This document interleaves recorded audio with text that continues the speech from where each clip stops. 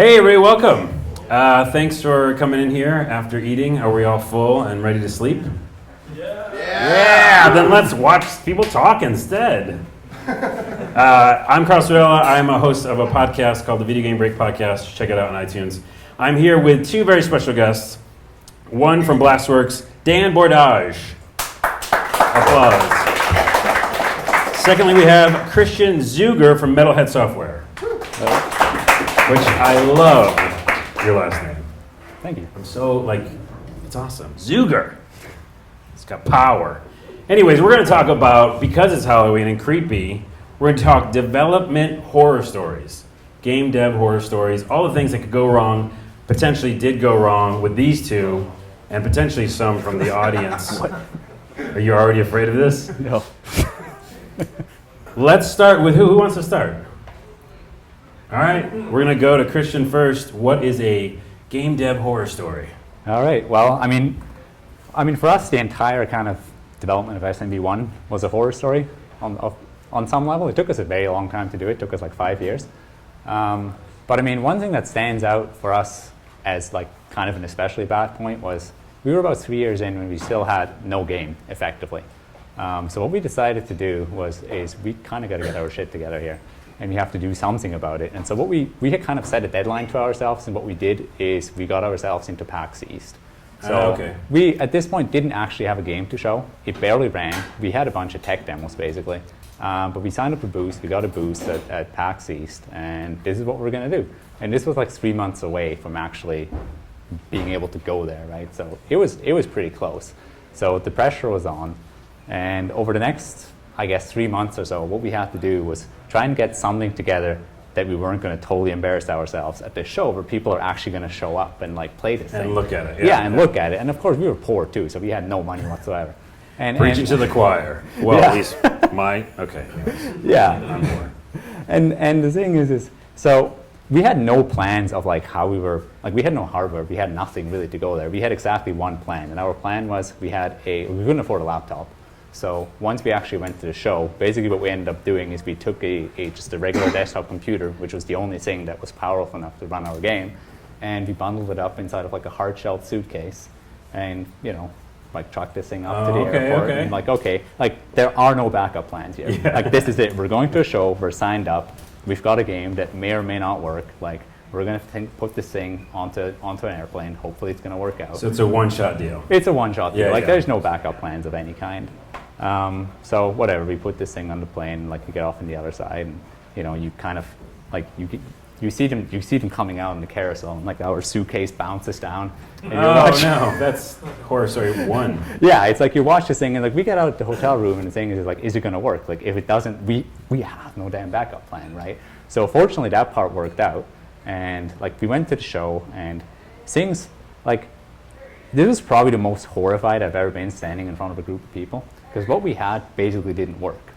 And again, for the audience, what was it? What was the actual game? Sorry. What we do is that we make a baseball game. So we make Super Mega Baseball. It's an indie arcade sports title. So it worked well. Like we went to Boston because that's kind of like our target demographic. Like we knew people that were going to like it. They were going to be into it if it did anything at all.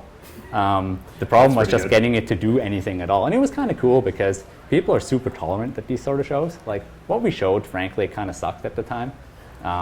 But people still gave like encouraging words and stuff, right? But not on the first day. On the first day we were there, and like we were trying to fix bugs at the show floor. We were at PAX, basically trying to fix this thing on our one machine that barely works.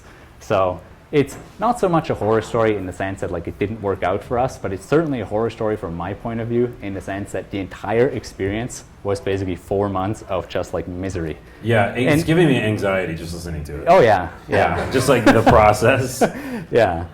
So it's not something we wouldn't have been able to ever ship the game without doing that. Like it really got things together, and it got things moving, and most importantly, got things moving in the right direction. Right. As soon as you're like, no, people are going to sit down and try and play this, it focuses you. But the actual process of getting there, and like the sheer like, if anything had gone wrong along the entire sequence, like we would have basically been screwed. But the key thing is, and we'll get back to this later, and one of my things I want to talk about is that you took the chance. right? So it was scary, and that whole story, the computer potentially could fall down the thing, and that's your only shot. Yeah. But you took the chance, and then later on, you have a baseball game. So it's, the positive that comes out of that is cool. Yeah. The end result worked out, but the process of getting there was it was not so fun. I'm anxious just hearing it. Dan, what about you? What's one to start off with? Okay, I got lots. Okay, well, let's do. But let me first frame up a horror story. Okay. So I've been in games for about 17 years. I started mostly in the console space up until about 5 years ago. Moved into casual space, and when I talk about these horror stories, I always got something out of them. Even if it's simple as I will never be that type of person, or I'll never react to a problem like that person. Only one time in my entire history did it actually make me drop the mic and walk out. Right. Now, I'm glad you didn't drop the mic. Thank you. So I'll talk about one. This was very early on. It is a shitty mic. I'm sorry. It's all we got. Very early on in my foray into games, I was working in the console space. Now, in the console space, the dates are very, very important. Not just for the consumers, but there's a publisher says we're going to put a game out on such and such date. So you've got to work back to it gets manufactured by somebody else. So you actually have to book that sometimes a year in advance. EB Games. If you walk in there and you see a new Battlefield and takes up 4 shelves, that's been booked and paid for probably about a year ago. So date's very, very important. So it's my first gig. I'm a QA tester. And we're going through our testing our gold master candidate. So we got to test this thing for 3 days, and if there's no bugs in 3 days, then it gets submitted to Sony, Microsoft. They do their tests, goes to manufacturing, and blah blah blah blah. We were already late at this point, so we had a very compressed schedule. It's about 2 a.m, and I decided to do some ad hoc testing. So ad hoc boundary testing is basically I was testing a sports title, and it's basically just doing silly things, trying to break the game. So I use a cheat code to unlock a team that basically it's supposed to be all the developers. They all have stats, 99 everything. And I'm like, all right, I'm going to break this game. So I do that, and it isn't the development team anymore. It's a lot of body parts. This is scaring me. Yeah, body parts. Okay. And I didn't want you to say that, and then you said that. And very colorful words. Okay. And this bill is supposed to 7 a.m. We're supposed to send it off to Microsoft. Now it's 2 a.m. There's no developers here. It's like me and 2 other guys, and we're both contract testers. Or we're all contract testers. Nobody wanted to call the technical director, who was like this. He's a big, scary-looking dude. But we had to call him in. He was not happy. He's like, "What are these body parts? What's going on?" Yeah, he was not a happy fellow.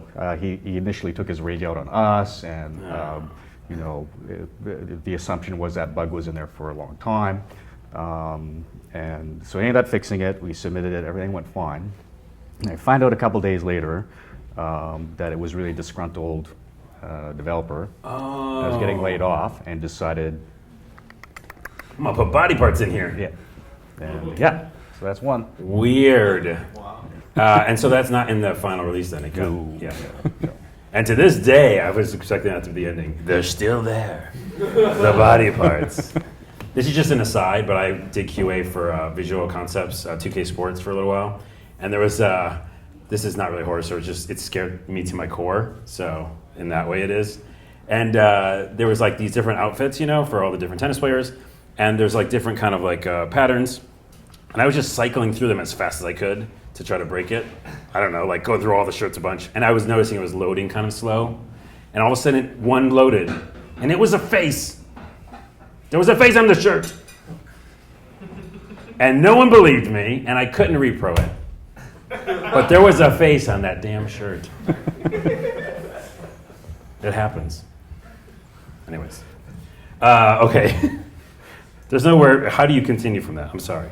How about this? How about a time when you just like broke the game totally or like just really messed up? Is there a time where like it wasn't just like a little bug or something like that? It was like, oh, we've got to rethink how we are going to make this game. Oh, but yeah, we've done this several times. Okay. It's not good. We actually have we've got this one period where we've called it the darkness.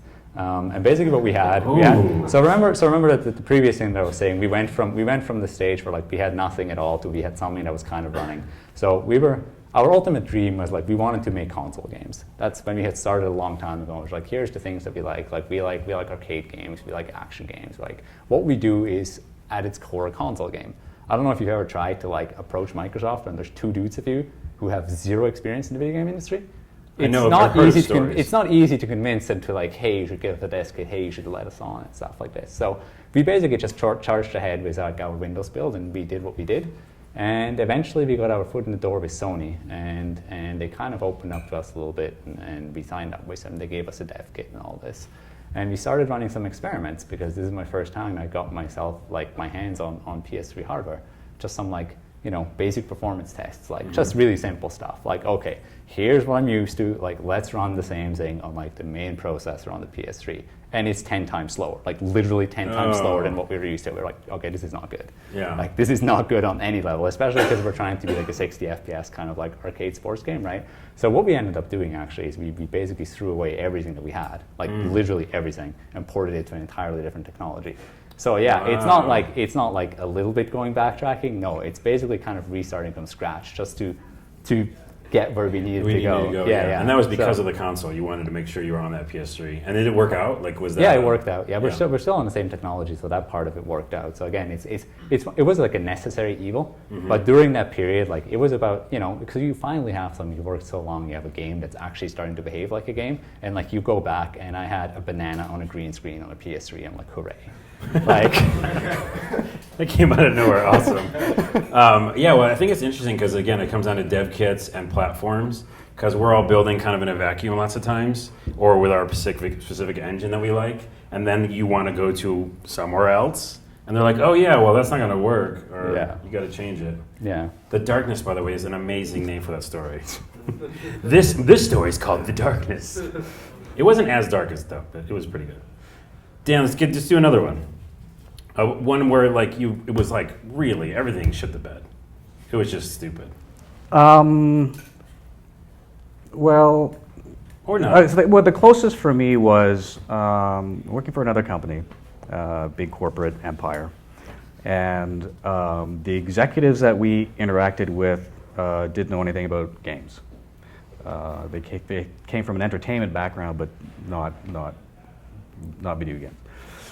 So we had our studio was struggling, and we put a pitch together for a new game. We were really excited. Basically, it was kind of think like Call of Duty before there was a Call of Duty. It was a very short single-player campaign, but everything else was just this multiplayer extravaganza. They got really excited about it. The pitch went well. We got greenlit. And then slowly over time, I should mention that this IP was attached to a film. Okay. Now over time, the film folks got word and completely changed what we envisioned what that game was supposed to be into what they wanted the game to be. And that entire, that project was kind of a living nightmare because you had non-game people telling you how to make gameplay and how to tell a story in the game, and you have to do this, and oh, by the way, here's like, I kid you not, a 400-page book that's basically canon. It's you have to follow these rules now. Oh my goodness. And you'd be a month and a half away from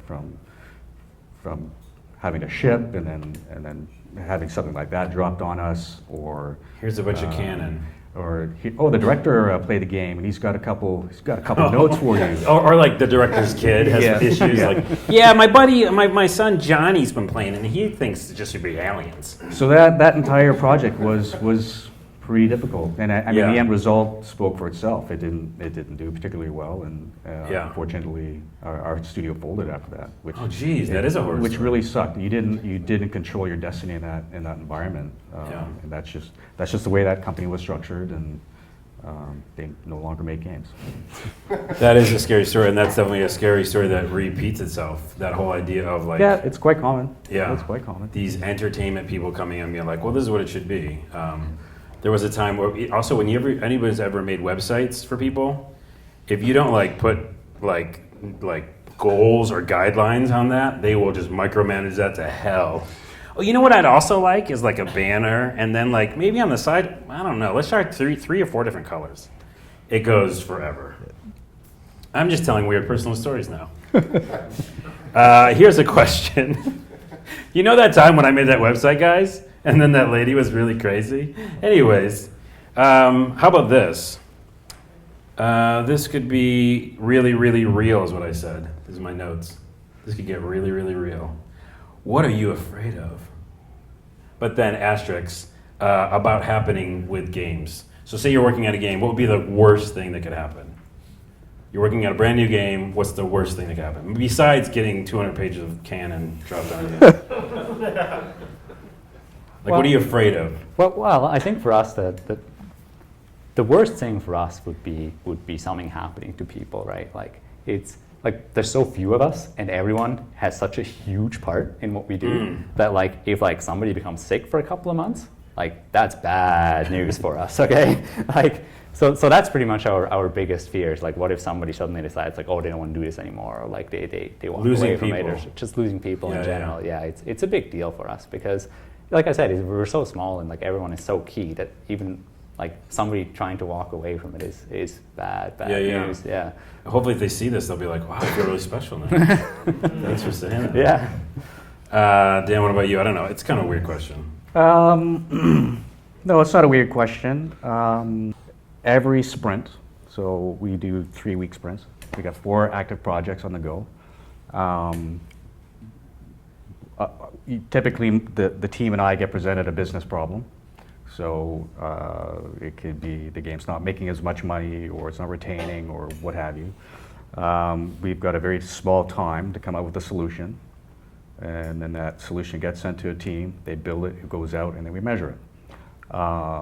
And we're a decent-sized studio here in Victoria, but we have to be very focused with our resources. We have to be very focused on coming up with design solutions to very specific business problems.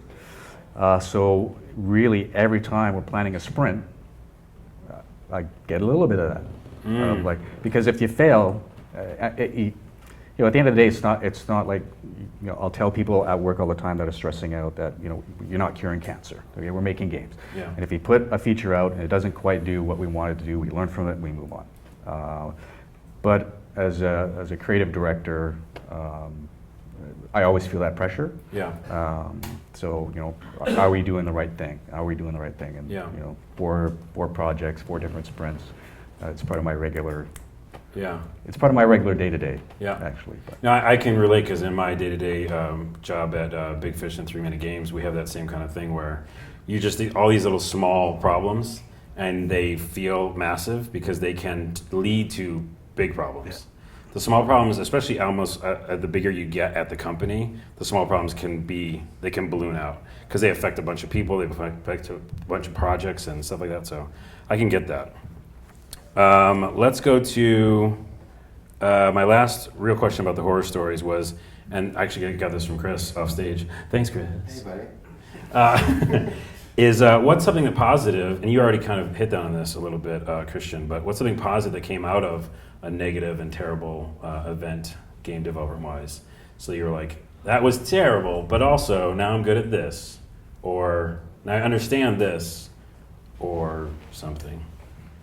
Well, in our case, and this kind of touches on the first thing that you had mentioned, this is about a bug or bugs that we had in our game. Okay, I love bugs. Let's talk about bugs. So this was, like you've mentioned, like we had a pretty hard deadline of when we actually had to ship. Like once all the wheels are set in motion for a console release, like it's kind of hard to move it.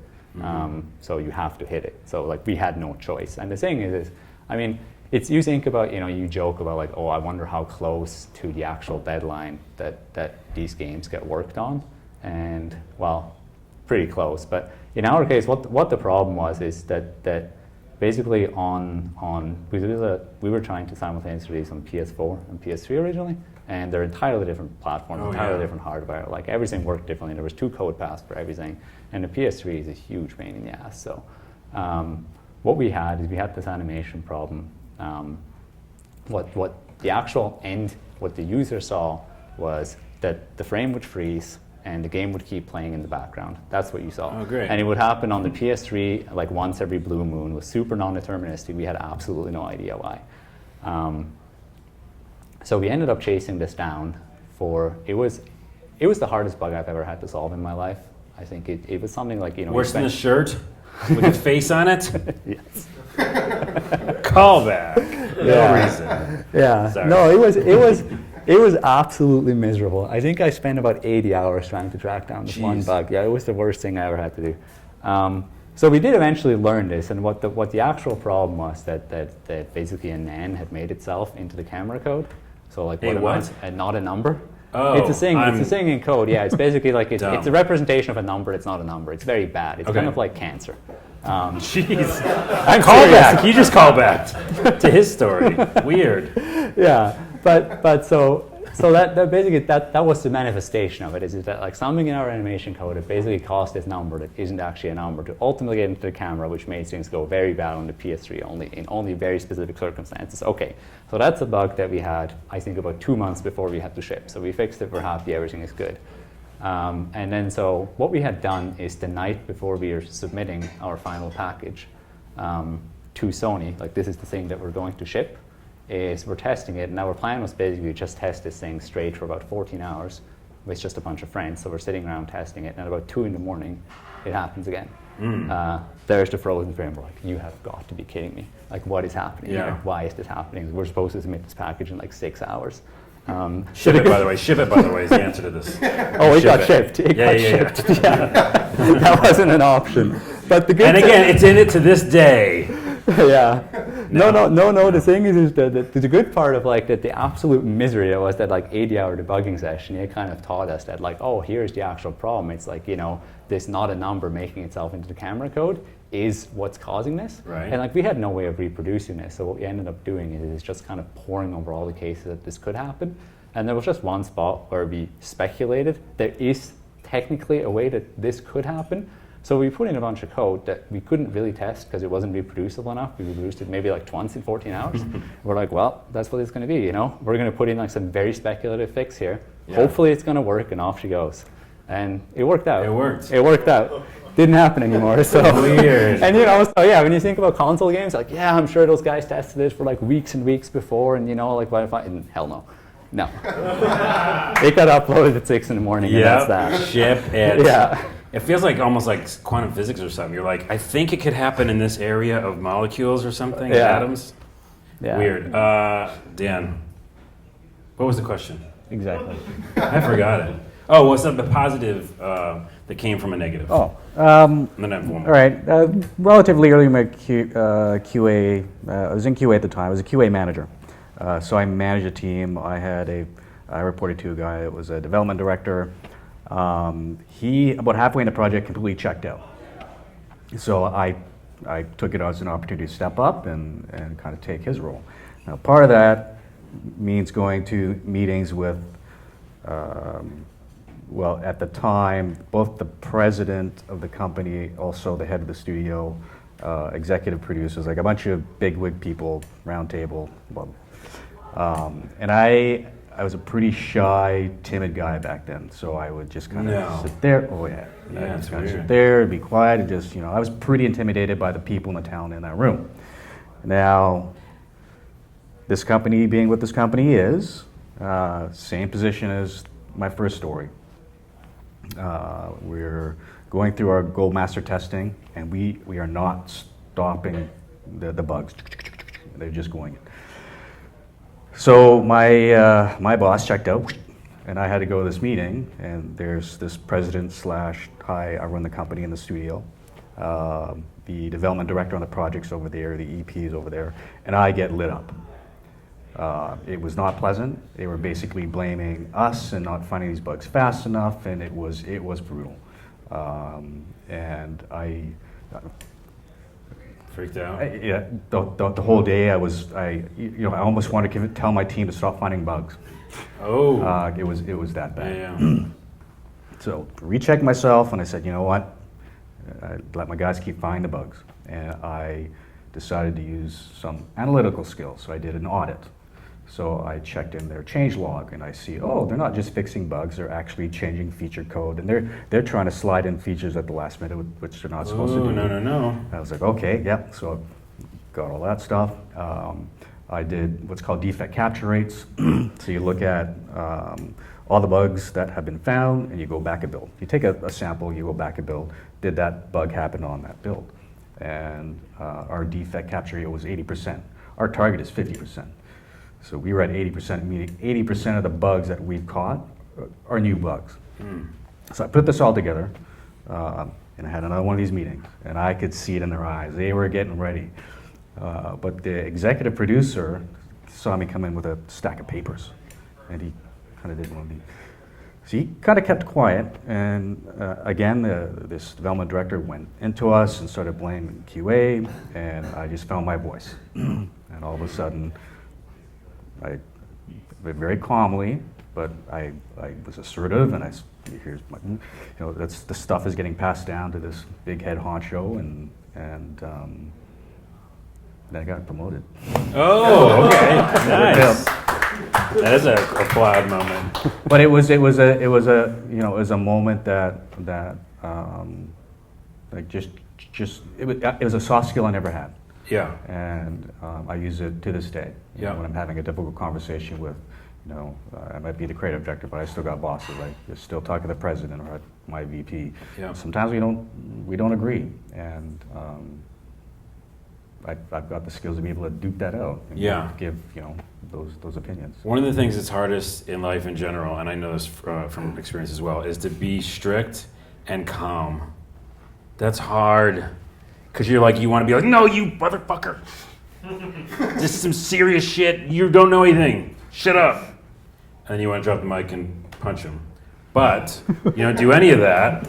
And it really is a skill, though, because like you said, you kind of learned how to research differently and figure out, dot all your I's and cross all your T's or whatever. Yeah.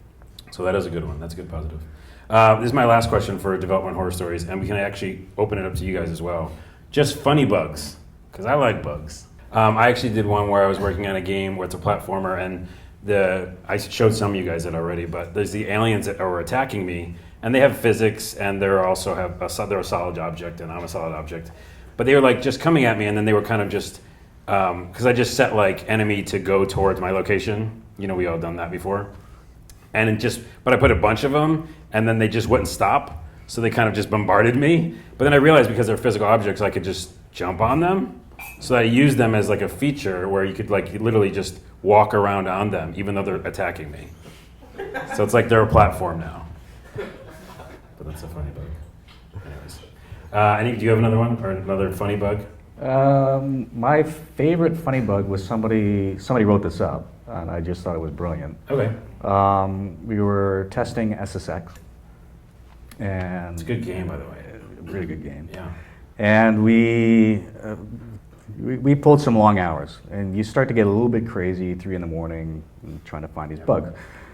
And I think this one guy just kind of I don't know, hit his limit or something, and he wrote up a bug about the snowflakes, and saying that they were all the same. He said, hey, the bug was literally no two snowflakes are the same. But it was just awesome because he wrote it like a legitimate bug, here's the steps to recreate. He had screenshots. He had little bugs, the little snowflake circled. See, they're this. It was brilliant. That is a brilliant bug story. Thank you for sharing that. Pretty good. Before we go, I'm going to have you guys just talk about your games and your company for a minute. Obviously, you were working on a baseball game. Yeah. And a second baseball game's coming, is that right? Yeah. So what we did, so our first game was, it's called Super Mega Baseball, and it came out originally on PS3 and PS4, and then we ported it to Xbox One, PC, and Nvidia Shield. So that took us a very long time to do. So we took about 6 years to do that entire thing, going from like starting off to getting out on all those platforms. And then after that, we started working on Super Mega Baseball 2. So that's what we're working on now. We just announced it last month, I suppose. What platforms? It's going to be PS4, Xbox One, and PC. Okay. And so we're actually still on Games with Gold right now. So if you have an Xbox, you can get our game for free right now for there you go. a couple more days. So right now, I mean, we started out, our company, it was 2 guys that started it. We had no games background at all. We both had an engineering background, so we worked at like a CAD company. So I was like tangentially related to games at best. Our plan was basically like, screw it, let's quit our jobs and do something else. We both love video games, so like it was kind of the obvious choice to do. So that's what we ended up doing. And I mean, there was a lot of flailing going around in the first part, just trying to figure out how to actually go about this, and a lot of throwing away work and things like that. So things have come a long way since then. It kind of feels like we're a real company now and making a real product, which is good. Cool. Yeah. So it's pretty cool. I'm super excited for our new game. Like it's a big step up. Like we actually have a budget to make art. As opposed to having to come in people like, please work for us for free. We'll pay you eventually, we swear. So yeah, it's really, really cool for us because we can actually kind of build what we want as opposed to having to cut corners everywhere. So I'm really, really excited. Yeah, it's supposed to come out next year. So next year. There's still, next year is a big time frame. Yeah, I know. I've been trying to get dates out of people here. It doesn't work. Well, cool. I'm excited to check it out. Yeah. I play a lot of stuff on my PS4 right now too, so it'll be super fun to play baseball on that. Dan, what do you got going on right now? We do casual. We originally were Game House, and we did more casual casino-based products. We've been slowly tilting away to just more casual. Oh God, I gotta count them all. How many things are you working on right now? Six. We got 6 games right now, and then I don't think we're gonna plan to do anything in 2017. Okay. Because we've got, again, we've got a pretty good balance between sort of the business and the creative, but it is a business, and so even with 6 products, I mean, you would know the supporting infrastructure around that. Yeah. Whether it's community, customer support, it's quite big. Facebook pages for each, Twitter for each. Yeah. So that's keeping us busy, and like I said, it's for us. It's every. I mean, we're constantly evaluating data and seeing where our weak points are, where our strengths are, and capitalizing that or shifting that over. And so. Cool. Anything you're really excited about next year? Or is it just you don't want to think about next year? They're sending me to London. I'm looking forward to that. So. Wait, when are you going? I might be going too. February. I might be going February too. Weird. Bringing it together. Okay, we're done. Dan and Christian, thank you so much for being here. Round of applause for awesome stories. And go finish your game jam. And also go to the Video Game Break podcast. It's on iTunes. That's me.